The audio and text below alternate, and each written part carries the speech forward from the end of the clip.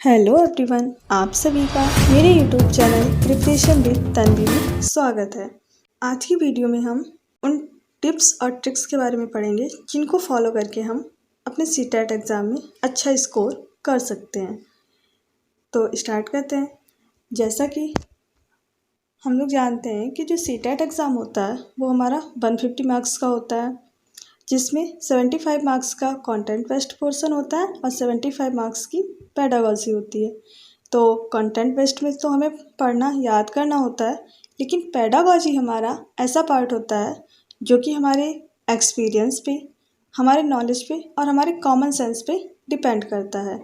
और कुछ हमारे पॉइंट्स हैं जिन्हें याद करके हम पेडागॉजी पार्ट में अच्छा स्कोर कर सकते हैं। तो वो पॉइंट्स क्या हैं, उन्हीं के बारे में हम पढ़ेंगे। तो पहला पॉइंट है हमारा पेडागॉजी को हल करने से रिलेटेड कि पहला पॉइंट है बच्चे को प्रायोरिटी देना, ऐसा ऑप्शन चुनना जिसमें बच्चे का हित हो रहा हो।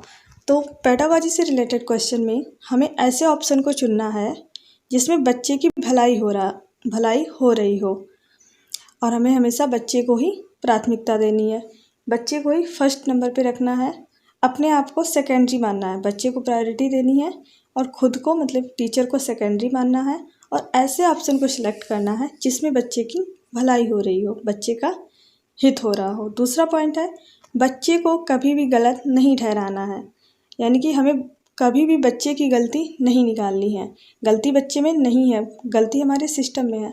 गलती टीचर की हो सकती है, बट बच्चे को हमें कभी भी गलत नहीं ठहराना है, यानी कि बच्चा सर्वोपरि है।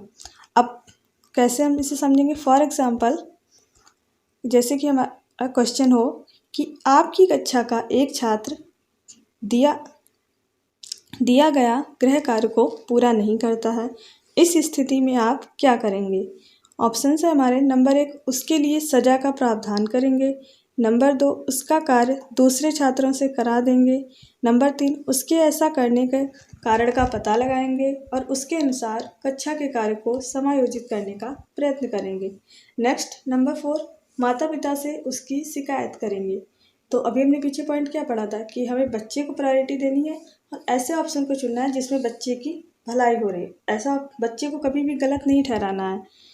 तो इसलिए इस क्वेश्चन का जो राइट आंसर होगा ऑप्शन नंबर 3 कि उसके ऐसा करने के कारण का पता लगाएंगे और उसके अनुसार कक्षा के कार्य को समायोजित करने का प्रयत्न करेंगे, क्योंकि सज़ा देना ये उसके अहित में हो जाएगा, उसकी शिकायत करना ये भी उसका अहित करेगा, और उसका कार्य दूसरे छात्रों से करा देंगे, इसमें भी उसकी भलाई नहीं होगी।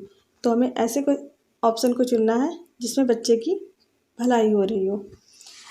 तो ये पॉइंट हो गया। नेक्स्ट हमारी जो टिप है वो है हमें ऐसे ऑप्शन को चुनना है जो पॉजिटिविटी को दर्शाता हो, यानी कि हमें अपने ऑप्शंस में से उस ऑप्शन को सिलेक्ट करना है जो कि जिसमें पॉजिटिव वर्ड हो, जो कि पॉजिटिविटी को प्रेजेंट करता हो। लेकिन हाँ, अगर हमारे प्रश्न में नहीं दिया हो तो हमें नेगेटिव वर्ड वाले ऑप्शन को चुनना होगा। ये हमारे क्वेश्चन पे डिपेंड करेगा कि क्वेश्चन में क्या पूछ रहा है।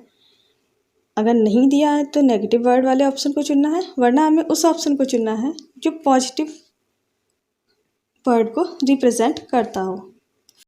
अब हमारे कुछ कीवर्ड्स हैं जिनसे हम पहचानेंगे कि कौन से वर्ड हमारे पॉजिटिव हैं और कौन से नेगेटिव हैं। जैसे पहले हम पॉजिटिव वाले देख लेते हैं, जैसे चर्चा अवसर, प्रोत्साहन देना, जिज्ञासा उत्पन्न करना, कारण का पता लगाना, बाल केंद्रित, अन्वेषण के अवसर देना, सृजनात्मक, ये हमारे पॉजिटिव वर्ड में आते हैं।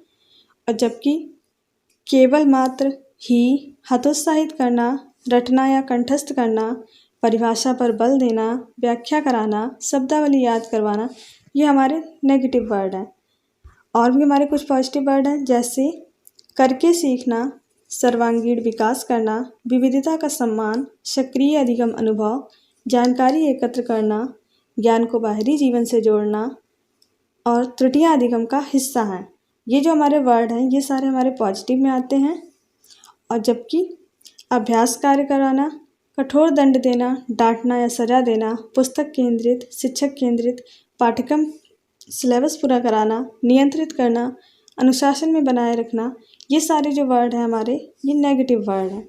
तो इन वर्ड्स को हम याद रख के अच्छे से पता कर सकते हैं कि कौन से हमारे पॉजिटिव वर्ड हैं और कौन से नेगेटिव वर्ड हैं। जैसे फॉर एग्जांपल क्वेश्चन है हमारा, अधिगम का संरचनात्मक विचार यह सुझाव देता है कि यह ज्ञान की संरचना में नंबर 1 बच्चे सक्रिय भूमिका निभाते हैं, नंबर 2 बच्चे पूर्णतः पाठ्य पुस्तकों पर निर्भर रहते हैं, नंबर 3 बच्चों की कोई भूमिका नहीं होती, नंबर 4 बच्चे पूर्णतः वयस्कों पर निर्भर रहते हैं। तो अभी हमने पढ़ा हमें उस ऑप्शन को चुनना है जो पॉजिटिव हो, तो इसलिए इसका राइट आंसर होगा ऑप्शन नंबर 1 बच्चे सक्रिय भूमिका निभाते हैं। जबकि बाकी के ऑप्शंस में दिया है पाठ्य पुस्तक पर निर्भर रहना नेगेटिव वर्ड है, कोई भूमिका नहीं होना नेगेटिव है, और वयस्कों पर निर्भर रहना ये भी नेगेटिव में आएगा।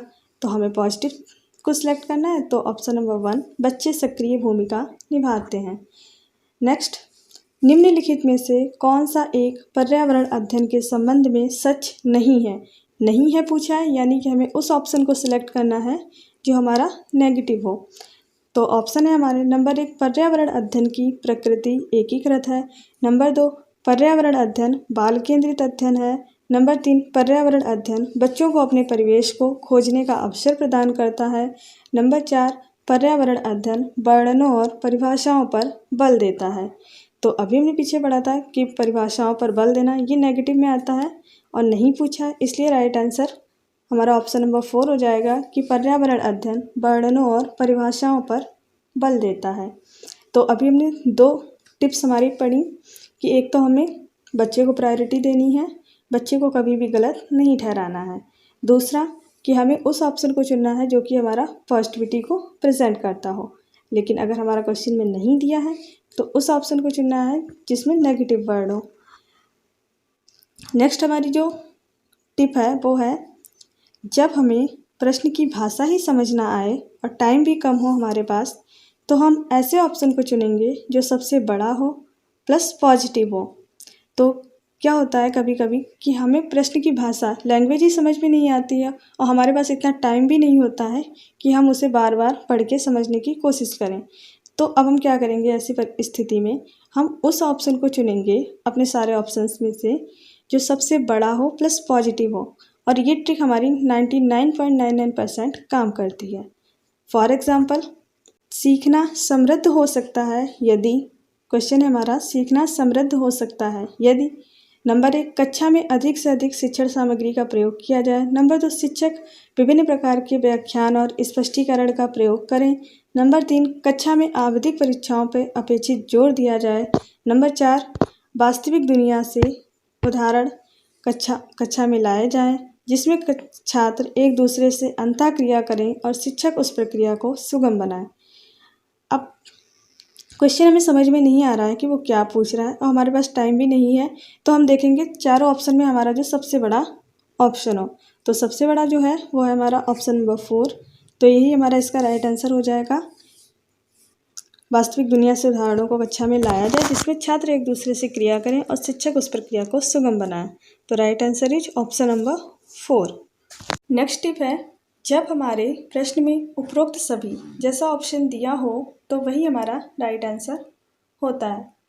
यानी कि जब हमारे क्वेश्चन में उपरोक्त सभी जैसा ऑप्शन दे रखा हो तो वही हमारा राइट आंसर हो जाता है। फॉर एग्जाम्पल, एक उत्तम कक्षा कक्ष शिक्षक, ऑप्शन है हमारे नंबर 1 छात्रों की प्राकृतिक जिज्ञासा का पोषण करता है, नंबर 2 छात्रों को पारस्परिक संवाद के लिए प्रोत्साहित करता है, नंबर 3 छात्रों को वास्तविक परिस्थितियों में सम्मिलित करता है, नंबर 4 उपरोक्त सभी। तो अभी हमने पीछे टिप पढ़ी, अपनी टिप्स को पढ़ा था कि जब हमारे क्वेश्चन में उपरोक्त सभी दिया हो तो वही हमारा राइट आंसर हो जाता है, इसलिए इस क्वेश्चन का राइट आंसर होगा ऑप्शन नंबर 4 उपरोक्त सभी। तो ये हमारी कुछ टिप्स एंड ट्रिक्स थी। एक बार फिर से सभी टिप्स को रिवाइज कर लेते हैं। जैसे कि पहली टिप है हमारी कि हमें बच्चे को ही प्रायोरिटी देनी है, खुद को सेकेंडरी मानना है और बच्चे को फर्स्ट नंबर पे रखना है और खुद को सेकेंडरी मानना है। बच्चे को कभी भी गलत नहीं ठहराना है और ऐसे ऑप्शन को सिलेक्ट करना है जिसमें बच्चे का हित हो रहा हो। दूसरी टिप है हमारी कि हमें अपने ऑप्शंस में से उस ऑप्शन को सिलेक्ट करना है जो कि पॉजिटिविटी को रिप्रेजेंट करता हो।